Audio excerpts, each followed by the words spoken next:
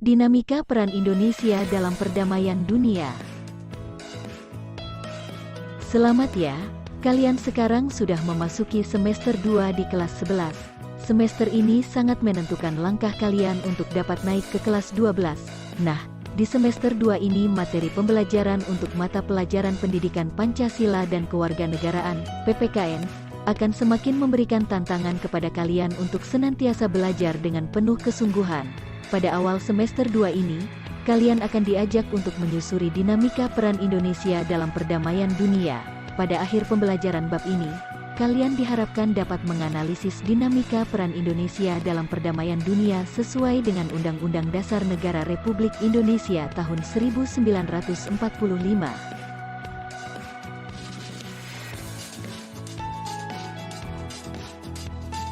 Salah satu tujuan nasional Indonesia sebagaimana tercantum dalam alinea keempat pembukaan Undang-Undang Dasar Negara Republik Indonesia tahun 1945 adalah ikut melaksanakan ketertiban dunia yang berdasarkan kemerdekaan, perdamaian abadi, dan keadilan sosial. Salah satu konsekuensi dari tujuan tersebut adalah bangsa Indonesia harus senantiasa berperan serta dalam menciptakan perdamaian dunia. Hal tersebut dikarenakan bangsa Indonesia merupakan bagian dari seluruh umat manusia di dunia sehingga sudah seharusnya bangsa Indonesia berada pada barisan terdepan dalam upaya menciptakan perdamaian dunia. Gambar 4.1 di atas merupakan contoh peristiwa ketika bangsa Indonesia menjalin kerjasama dengan bangsa lain dalam wadah negara-negara Asia Tenggara, ASEAN. Kerjasama tersebut merupakan wujud dari peran Indonesia dalam menciptakan perdamaian dunia. Peran Indonesia dalam menciptakan perdamaian dunia melalui hubungan internasional. 1. Makna hubungan internasional. Menurut kalian apa yang akan terjadi jika seandainya negara kita tidak menjalin hubungan dengan negara lain? Tentu semuanya pasti sepakat, kita akan dikucilkan dari pergaulan bangsa-bangsa di dunia. Hal ini tentunya akan merugikan seluruh kehidupan bangsa. Bangsa Indonesia tidak bisa berinteraksi dengan sesamanya yang berada di negara lain. Selain itu, kita akan buta terhadap hal-hal yang terjadi di negara lain yang pada hakikat merupakan sumber pengetahuan bagi kita. Hubungan internasional merupakan salah satu jawaban bagi persoalan yang dialami oleh suatu negara. Ketika suatu negara mengalami kekurangan dalam suatu bidang, misalnya kekurangan tenaga ahli untuk membangun negerinya, maka melalui hubungan internasional negara tersebut mampu mengatasi persoalan tersebut dengan meminta bantuan dari negara lain. Oleh karena itu, hubungan internasional mempunyai kedudukan yang sangat penting dalam kehidupan suatu negara yang beradab. Berkaitan dengan hal tersebut, apa sebenarnya hubungan internasional itu? Mencakup apa saja hubungan tersebut? Untuk menjawab pertanyaan tersebut ada baiknya kalian kaji uraian pada bagian ini yang akan mengupas makna dari hubungan internasional. Secara umum hubungan internasional diartikan sebagai hubungan yang bersifat global yang meliputi semua hubungan yang terjadi dengan melampaui batas-batas ketatanegaraan. Konsepsi hubungan internasional oleh para ahli sering dianggap sama atau dipersamakan dengan konsepsi politik luar negeri, hubungan luar negeri, dan politik internasional. Ketiga konsep tersebut sebenarnya memiliki makna yang berbeda satu sama lain, akan tetapi mempunyai persamaan yang cukup mendasar dalam hal ruang lingkupnya yang melampaui batas-batas negara. Lingkup internasional. Untuk memperluas pemahaman kalian, berikut dipaparkan makna dari ketiga konsep tersebut. Politik luar negeri adalah seperangkat cara kebijakan yang dilakukan oleh suatu negara untuk mengadakan hubungan dengan negara lain dengan tujuan untuk tercapainya tujuan negara serta kepentingan nasional negara yang bersangkutan. B. Hubungan luar negeri adalah keseluruhan hubungan yang dijalankan oleh suatu negara dengan semua pihak yang tidak tunduk pada kedaulatannya. C. Politik internasional adalah politik antar negara yang mencakup kepentingan dan tindakan beberapa atau semua negara serta proses interaksi antar negara maupun antar negara dengan organisasi internasional. 2. Pentingnya hubungan internasional bagi Indonesia. Suatu bangsa yang merdeka tidak dapat hidup sendiri tanpa bantuan dari negara lain. Untuk menjaga kelangsungan hidup dan mempertahankan kemerdekaannya, negara tersebut membutuhkan dukungan dari negara lain. Nah, untuk mendapatkan dukungan tersebut, suatu negara harus mengadakan hubungan yang baik dengan negara lain. Misalnya, ketika awal kemerdekaan, bangsa Indonesia membutuhkan pengakuan dan dukungan dari negara lain.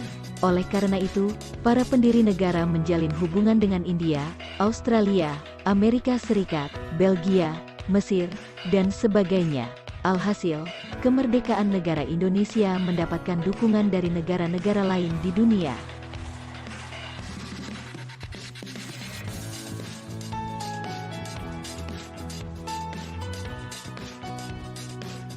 Suatu negara dapat menjalin hubungan dengan negara lain manakala kemerdekaan dan kedaulatannya telah diakui secara de facto dan de jure oleh negara lain. Perlunya kerjasama dalam bentuk hubungan internasional antara lain karena faktor-faktor berikut. A. Faktor internal, yaitu adanya kekhawatiran terancamnya kelangsungan hidup kesananya, baik melalui kudeta maupun intervensi dari negara lain. B. Faktor eksternal, yaitu ketentuan hukum alam yang tidak dapat dipungkiri bahwa suatu negara tidak dapat berdiri sendiri tanpa bantuan dan kerjasama dengan negara lain. Ketergantungan tersebut terutama dalam upaya memecahkan masalah-masalah ekonomi, politik, hukum, sosial budaya, pertahanan, dan keamanan.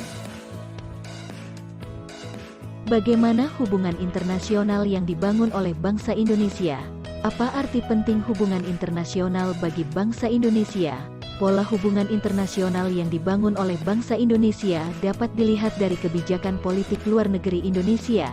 Bangsa Indonesia dalam membina hubungan dengan negara lain menerapkan prinsip politik luar negeri yang bebas aktif dan diabdikan bagi kepentingan nasional, terutama kepentingan pembangunan di segala bidang serta ikut melaksanakan ketertiban dunia yang berdasarkan kemerdekaan, perdamaian abadi dan keadilan sosial.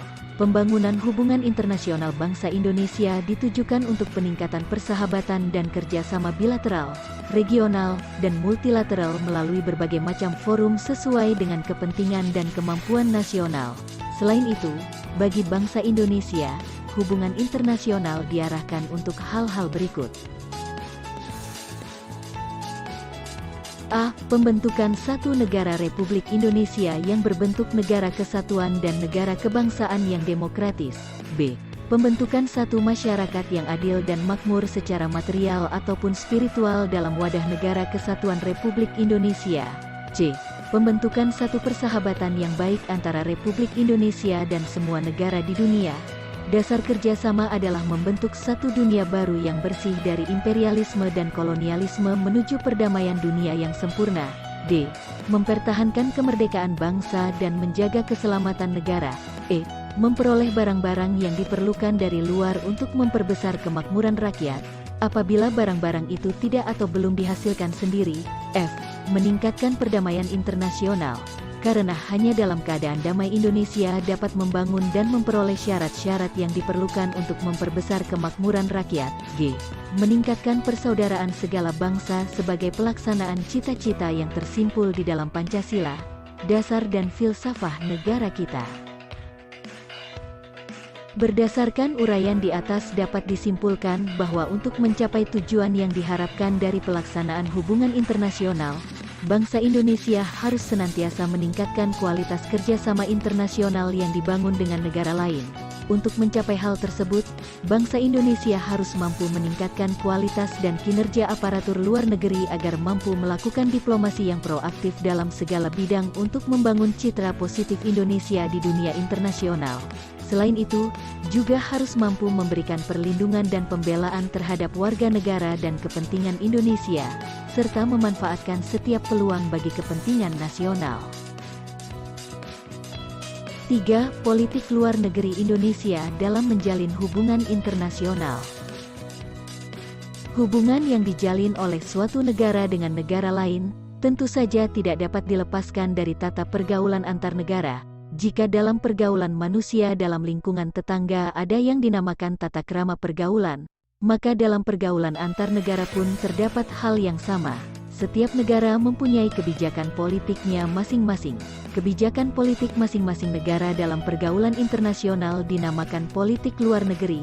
Berkaitan dengan hal tersebut, bentuk kerjasama dan perjanjian internasional yang dilakukan oleh bangsa Indonesia merupakan perwujudan dari politik luar negeri Indonesia.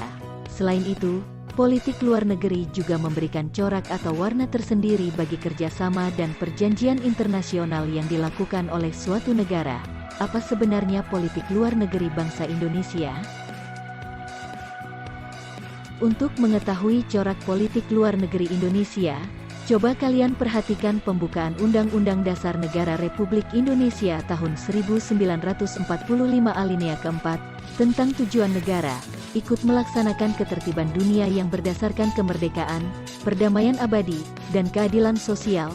Pernyataan tersebut mengindikasikan bahwa politik luar negeri kita memiliki corak tertentu, pemikiran para pendiri negara, founding father, yang dituangkan dalam pembukaan Undang-Undang Dasar Negara Republik Indonesia tahun 1945 tersebut didasari oleh kenyataan bahwa sebagai negara yang baru merdeka, kita dihadapkan pada lingkungan pergaulan dunia yang dilematis. Pada awal pendirian negara Republik Indonesia, kita dihadapkan pada satu situasi dunia yang dikuasai oleh dua kekuatan negara adidaya sebagai akibat dari Perang Dunia II. Dua kekuatan tersebut adalah blok barat di bawah kendali Amerika Serikat dengan mengusung ideologi liberal. Kekuatan lainnya dikuasai oleh blok timur yang dipimpin oleh Uni Soviet dengan mengusung ideologi komunis.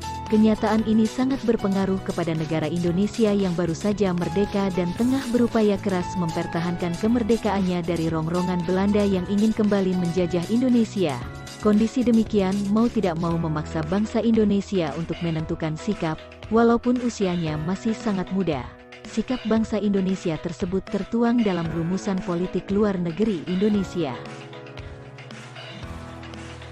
Pemerintah Indonesia yang pada waktu itu dipimpin oleh Ir. Soekarno sebagai Presiden dan Dr. Muhammad Hatta sebagai Wakil Presiden pada tanggal 2 September tahun 1948 di hadapan Badan Pekerja Komite Nasional Indonesia Pusat mengumumkan pendirian politik luar negeri Indonesia yang antara lain berbunyi, tetapi mestikah kita, bangsa Indonesia yang memperjuangkan kemerdekaan bangsa dan negara kita hanya harus memilih antara pro-Rusia atau pro-Amerika? Apakah tak ada pendirian lain yang harus kita ambil dalam mengejar cita-cita kita? Pemerintah Indonesia pada waktu itu berpendapat bahwa pendirian yang harus diambil tidak menjadikan negara kita terjebak dalam kepentingan dua blok tersebut. Negara kita tidak mau menjadi objek dalam pertarungan politik antara dua blok tersebut. Negara kita harus menjadi subjek yang berhak menentukan sikap sendiri dan memperjuangkan tujuan sendiri, yaitu merdeka seutuhnya tanpa ada rongrongan dari negara lain. Dalam kesempatan itu Dr. Muhammad Hatta menyampaikan pidatonya dengan judul yang sangat menarik, yaitu Mendayung Antara Dua Karang. Pidato tersebut kemudian dirumuskan lagi secara eksplisit sebagai prinsip bebas aktif, yang kemudian menjadi corak politik luar negeri Indonesia sampai sekarang. Dengan demikian, dapat disimpulkan bahwa politik luar negeri Indonesia bersifat bebas aktif. Sifat politik luar negeri inilah yang mewarnai pola kerjasama bangsa Indonesia dengan negara lain. Dengan kata lain, Indonesia selalu menitik beratkan pada peran atau kontribusi yang dapat diberikan oleh bangsa Indonesia bagi kemajuan peradaban dan perdamaian dunia.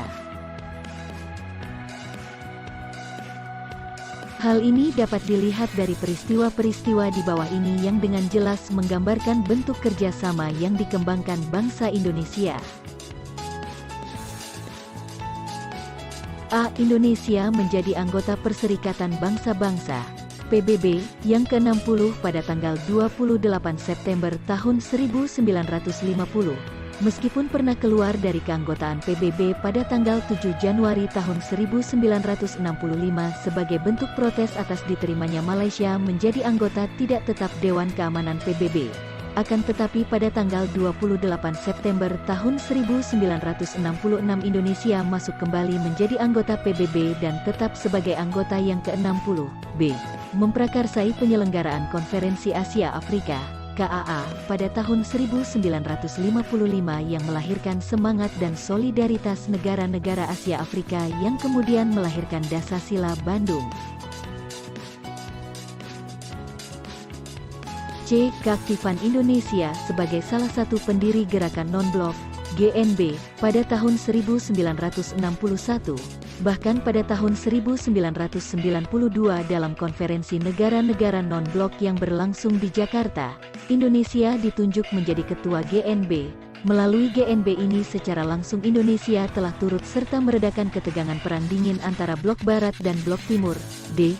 Terlibat langsung dalam misi perdamaian Dewan Keamanan PBB dengan mengirimkan pasukan Garuda ke negara-negara yang dilanda konflik seperti Kongo, Vietnam, Kamboja, Bosnia, dan sebagainya. Bahkan pada tahun 2007, Indonesia ditetapkan menjadi anggota tidak tetap Dewan Keamanan PBB.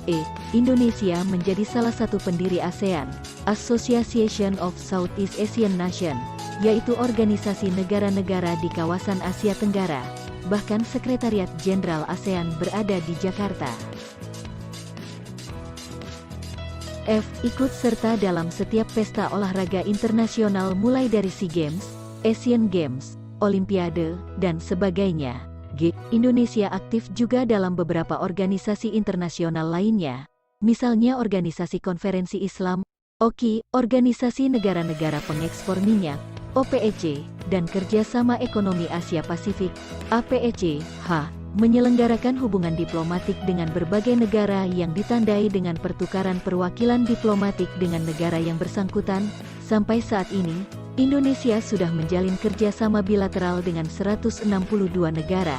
Sebagai wujud dari hal tersebut, di negara kita terdapat kantor kedutaan besar dan konsulat jenderal negara lain. Begitu juga dengan kantor kedutaan besar dan konsulat jenderal negara kita yang terdapat di negara lain.